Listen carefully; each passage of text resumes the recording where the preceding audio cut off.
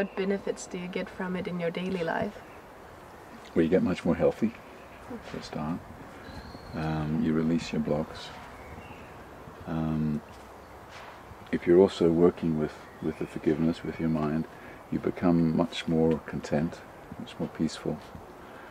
And when you're calm, people are much more easily attracted to you. Most people. I mean, some people are attracted to angry people, but in general, you're more attractive to other people because you're not pushing them away unconsciously or even consciously.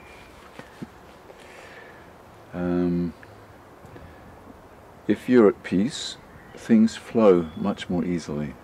I've noticed, particularly in the last year or so, so many synchronicities have occurred.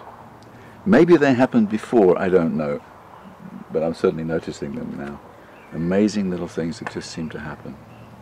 Maybe you could explain what synchronicity is if somebody doesn't know. Okay. Well, I was at the Philosophic Center in Aarhus one day a few months ago, and I cycled there and back, and I'd just done a little rebirthing workshop, and I came out and I suddenly noticed, oh my goodness, it's dark now. You know, we suddenly got into the darkness of winter, and I didn't have my lights for my bike. And I was standing at the desk in the Philosophic Center, and I really said to myself, oh no, I've forgotten my lights. And this guy who works in the kitchen was walking past me, put his hand in his pocket and came out with a brand new packet of these little lamps with elastic band that you can put on your bike. He said, oh, these are for you.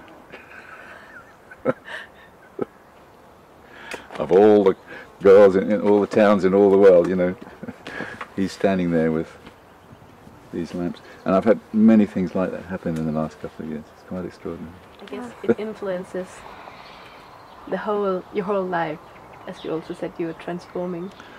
Yeah, it's a very interesting journey. This is a very good question as well. We see the world through our belief system. Our belief system is the filter through which we see the world. And as you let go of blame and judgment,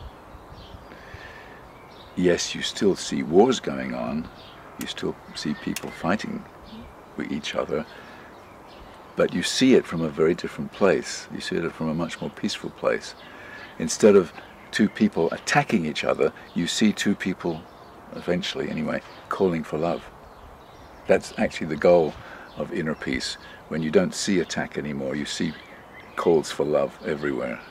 Right? I'm not saying I'm fully there yet, because I know I'm not, because sometimes I do see attack.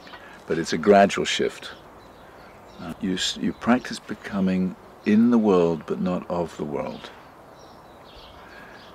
Detached, and yet still. In fact, someone who's detached appears much more present. That's the paradox.